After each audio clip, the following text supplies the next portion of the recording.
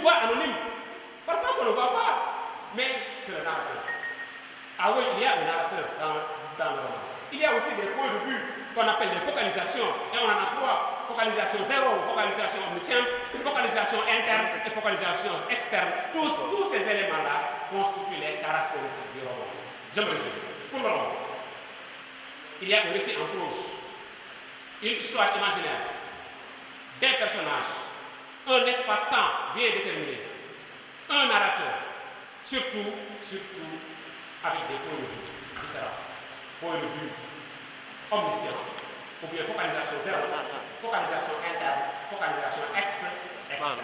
Si vous avez ça, donc vous êtes dans l'esthétique du roman. Voilà les caractéristiques du roman. Le théâtre. Je termine avec le théâtre. Parce que mon travail est pressé de nous délivrer son message. Alors, je termine avec le théâtre, l'art dramatique. Attention au théâtre. Parce qu'on peut combiner poésie, roman, théâtre. Le théâtre est un genre particulier. Le théâtre littéraire diffère du théâtre qu'on appelle les téléfilms. Attention. Quand vous êtes dans la littérature, illustrez avec le théâtre littéraire. Si vous illustrez avec BTBT, c'est nul et non avenu. Si vous illustrez avec infidèle, c'est nul et non avenu. Il faut illustrer avec le théâtre littéraire. Parce que ce qui diffère le téléfilm du théâtre littéraire, c'est un spectacle du direct. Le théâtre littéraire, c'est un spectacle direct. Comme je suis en train de faire un spectacle direct. Le théâtre littéraire, c'est un corps à corps. Le théâtre littéraire, c'est un spectacle dynamique, un spectacle vivant. Ce qui fait la force du théâtre, c'est que le théâtre délivre des messages en direct. Le théâtre, c'est du vu, c'est du lu, c'est du entendu. 3 éléments fondamentaux qui font la différence avec les autres genres. Le théâtre, on voit, on lit, on entend. Parce que le théâtre a une double vie. Une vie littéraire et une vie spectaculaire. Le théâtre est d'abord un livre. Prenez Phèdre, vous pouvez lire Phèdre.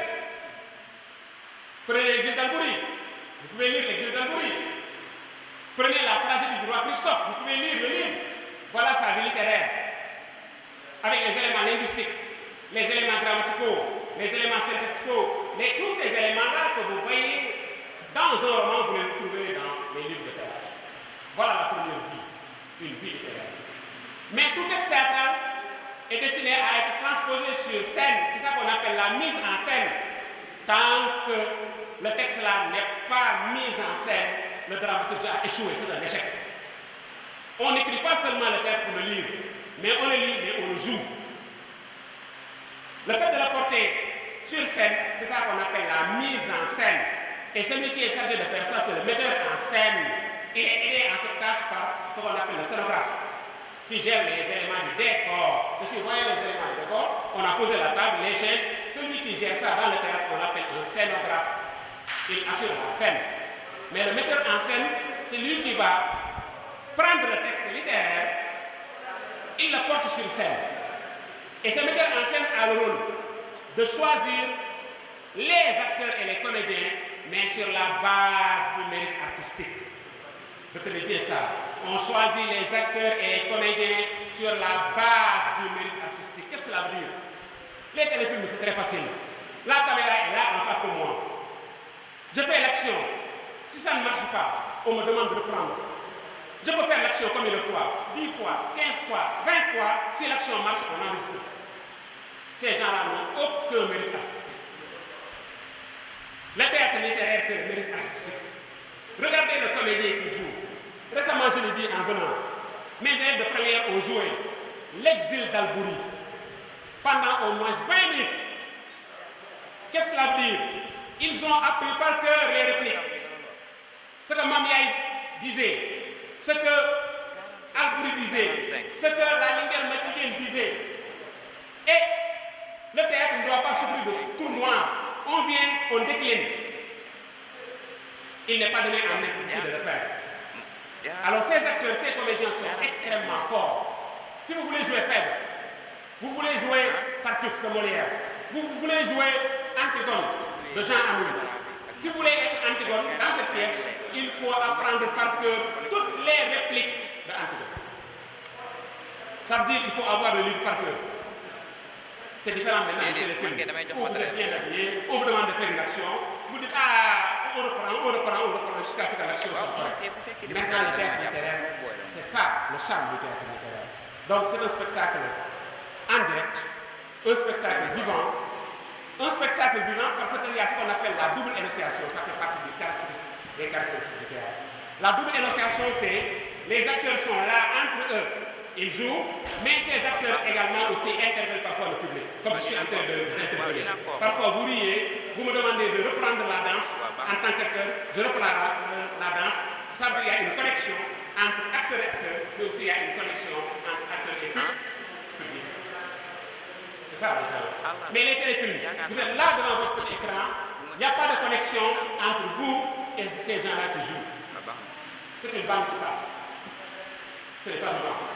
Ce n'est pas dynamique, ce n'est pas du théâtre littéraire. Est-ce que vous comprenez? Donc, les caractéristiques du théâtre littéraire, c'est un discours conversationnel. Prenez une livre de théâtre, vous regardez, c'est les actes, c'est les scènes, c'est les dialogues du début jusqu'à la fin. Un discours conversationnel, un texte dialogué. Le théâtre a une double vie, une vie littéraire, une vie spectaculaire. 2. Troisième caractéristique, la double énonciation. Le théâtre a une double énonciation, acteur-acteur, acteur-public. Le théâtre aussi renferme des didascalies. Ce sont des indications scéniques qui facilitent le jeu aux acteurs et aux metteurs en scène. Et le théâtre également aussi a 3 temps forts. Il y a l'exposition, il y a le nœud, il y a le dénouement. Je pense bien que je vais vous remettre, parce que je suis un peu fatigué.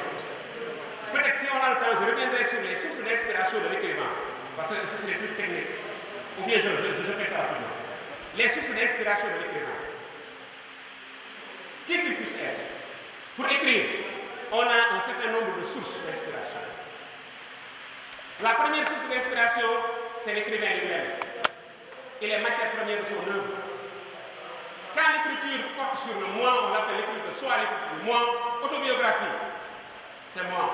Le romantisme, c'est moi. On l'appelle l'écriture du moi. La matière première de mes œuvres, c'est moi. C'est une première source d'inspiration.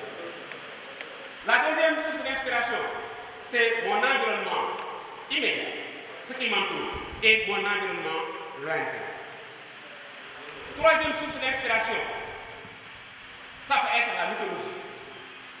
Tout le monde sait que la tragédie, toutes les tragédies sont inspirées de la mythologie grecque, des histoires qui ont eu lieu dans un passé très lointain. Prenez Antigone, prenez le Cid, prenez presque Iphigénie, toutes les tragédies de Racine et de Corneille sont inspirées de la mythologie grecque-romaine. Voilà. Donc, ça peut être une source. Quatrième source, les autres textes. On s'inspire des textes pour écrire un texte. Attention, les autres textes constituent une source principale pour bâtir un texte. C'est ça qu'on appelle l'intertextualité. L'intertextualité. Il y a ce qu'on appelle les textes sacrés et les textes profanes. On peut s'inspirer des textes révélés, comme le Coran.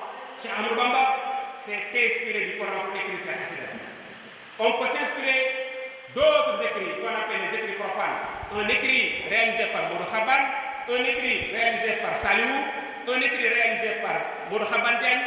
Ce sont des écrits profanes. Vous, M. Diagne vous a donné beaucoup d'autres choses. Vous vous inspirez de ce que M. Diagne vous a donné, plus les éléments que vous avez eus ici, là-bas, pour bâtir votre texte. C'est ça qu'on appelle l'intertextualité. C'est une source. Attention. Et l'intertextualité, Julia Kristeva dit que le texte se produit comme une mosaïque de citations. Il est absorption et transformation de notre texte. Vous voyez, absorption et transformation de notre texte. Montaigne depuis le XVIe siècle a dit, nous ne faisons que nous employer, nous ne faisons que nous répéter les uns les autres. la bruyère au XVIIe siècle, tout est dit. Et tout a été dit il y a plus de 7000 ans que l'homme existe et qu'il pense. Roland Barthes, tout texte est un tissu de citation. Ça a dit que l'homme bind rek yëfi jaamu nga jëm moo tax Julien Kristeva réglé na ko nee na le texte se construit comme une mosaïque de citations da ngaa jëli fële. Il est absorption ma jël fii et transformation d'un autre texte. Donc voilà les principales sources d'inspiration. Je rends l'antenne, je rends le micro à Sani Diène, alors le professeur. Alors merci, je n'ai pas été trop exhaustif, mais